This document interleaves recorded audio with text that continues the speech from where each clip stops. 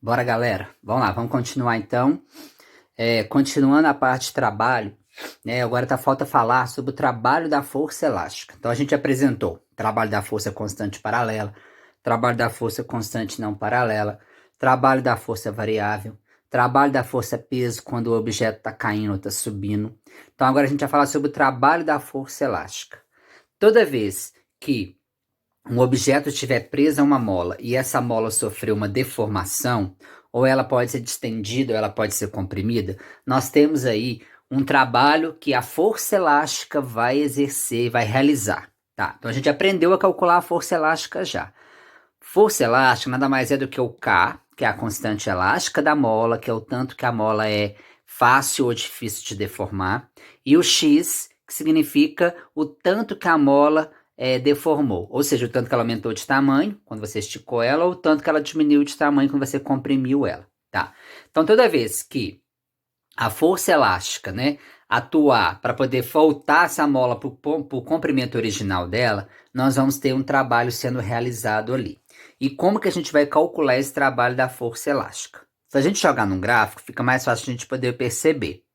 Ó, à medida que a mola vai distendendo, você vai ter essa força elástica aumentando à medida que você vai aumentando aqui a deformação da mola. Então, no eixo do Y, a gente tem força elástica, no eixo do X, a gente tem o X mesmo que seja deformação. Então, à medida que você vai puxando essa mola, você vai aumentando a força elástica dela, ou seja, aumentando K vezes X. E à medida que você vai aumentando o X, então você aumenta o K vezes X. Então, se a gente fizer a área dessa figura, que dá um triângulo aqui, ó, você achou o trabalho que a força elástica realizou. Então, ou seja, o trabalho é igual a base vezes a altura sobre 2. A base seria o K vezes X, a altura seria o X, K vezes X seria X ao quadrado. Então, KX ao quadrado sobre 2. Então, essa é a fórmula que a gente vai usar toda vez que aparecer uma mola, algum material elástico, que tiver força elástica, e ele pedir para você calcular o trabalho, galera. É assim que a gente vai fazer, tá?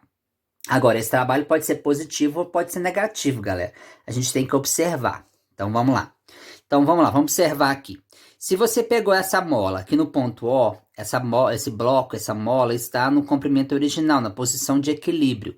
Se você esticou ela para a direita, se você deformou, se você esticou essa mola, se você distendeu ela, automaticamente a força elástica aparece para a esquerda para poder tentar voltar essa mola o tanto que ela é o comprimento original, na posição de equilíbrio dela.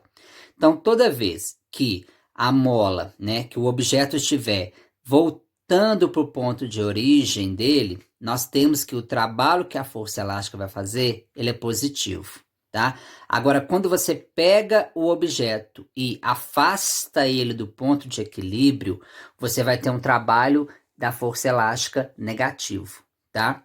Então, aqui, ó, de O para A é o trabalho negativo, tá? E de A para O é o trabalho positivo. Então, você só tem que ficar esperto nisso, galera, tá?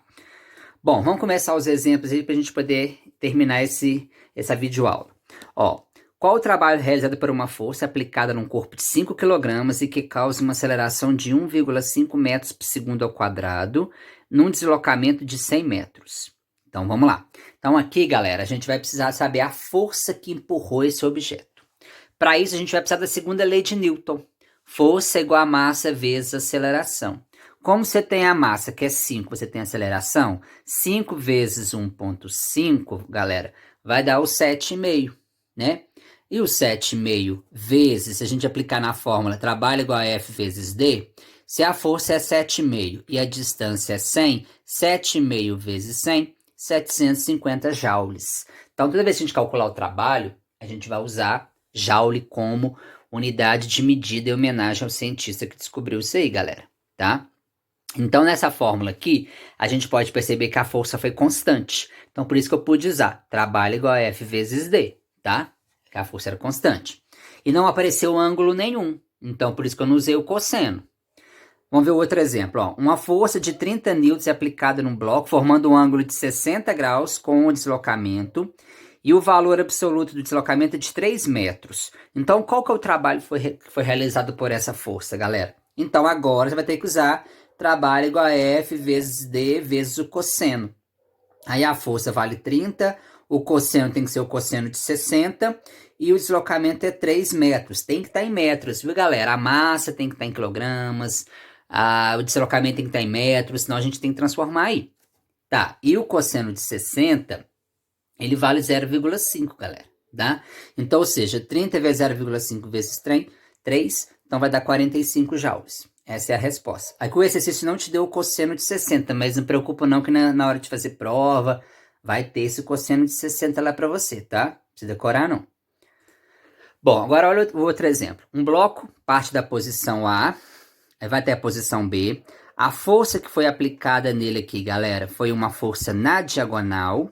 E essa força na diagonal vale 50 newtons. O peso do bloco vale 70 newtons. E me deu o cosseno do ângulo aqui, que vale 0,8. Me deu a força normal aqui para cima, 40 newtons. Me deu uma força de atrito de 10 newtons e falou para mim que o deslocamento foi de 5 metros. Então eu tenho 1, 2, 3, 4 forças atuando nesse bloco. E ele está indo para a direita, galera. Bom, aí vem a letra A. Qual que é o trabalho de cada força? Qual que é o trabalho que cada força realiza? Então, vamos lá. Eu tenho que calcular então, o trabalho da força F, porque ela está ajudando no deslocamento na horizontal.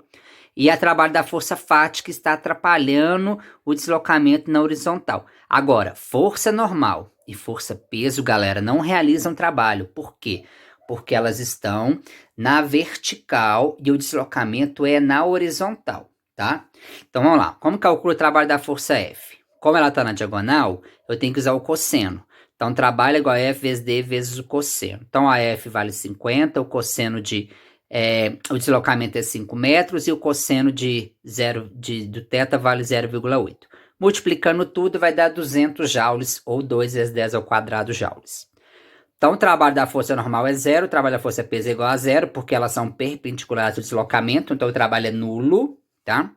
E a Φ, como é que a gente calcula o trabalho da Φ? Você pega a força Φ e multiplica pelo deslocamento dela. Lembrando, tem que ser negativo, porque o trabalho da Φ é sempre negativo, atrapalha o movimento. Então, o trabalho da Φ é igual a Φ, que é menos 10, que ele me deu no enunciado do exercício, e o deslocamento é 5 metros, então dá menos 50 joules. Então, a letra A já foi. Calculei o trabalho de cada força. Agora vem a letra B, galera. O trabalho da força resultante. Bom, é só você pegar e somar todos os trabalhos que você fez, que você calculou.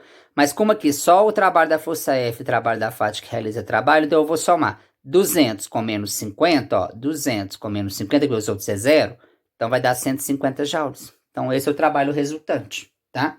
Poderia fazer a força resultante, né?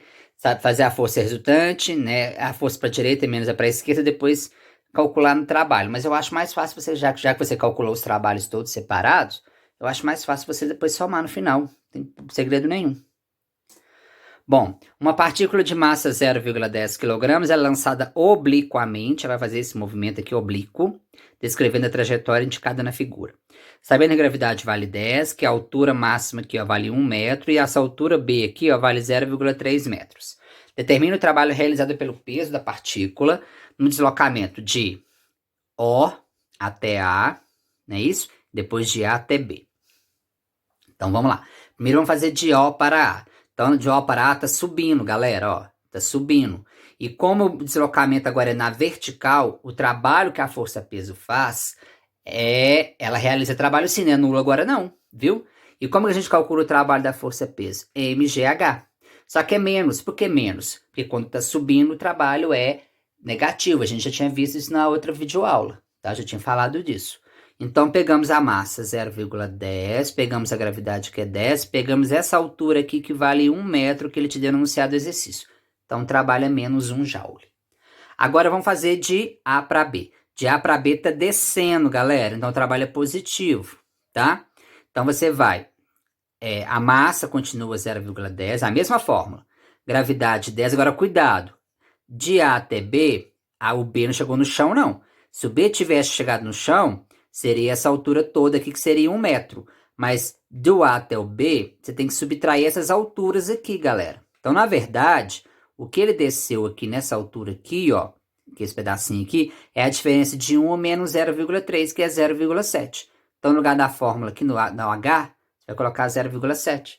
Então, deu 0,70 joules positivo, porque está descendo. Quando desce, o trabalho da força-peso é positivo. Quando sobe, o trabalho da força-peso negativo. Bom, continuando. Um bloco de massa igual a 77 kg, ele é levantado até uma altura de 10 metros. Calcula o trabalho realizado pela força-peso. Tá, muito fácil. Trabalho é igual a mgh, negativo, que está subindo. A massa 7 kg, já está em quilo. Gravidade 10, altura 10 metros, não precisa transformar nada. Menos 700 joules, correto. Marca a alternativa correta. Olha aqui, ó. A letra C. O trabalho é definido como motor caso a força e o deslocamento tenham o mesmo sentido. Sim. Porque se tiver sentido oposto, aí o trabalho é resistente. Se o deslocamento for diferente da força, for perpendicular, o trabalho é nulo, tá, gente? Então, a resposta correta é a letra C. As outras estão erradas, tá? Bom, agora apareceu o gráfico, ó. Então é força variável. Então quer dizer que a força empurrou o objeto aqui, galera, por uma distância de 5 metros, né? Não, de 6 metros basicamente aqui, ó. 6 metros.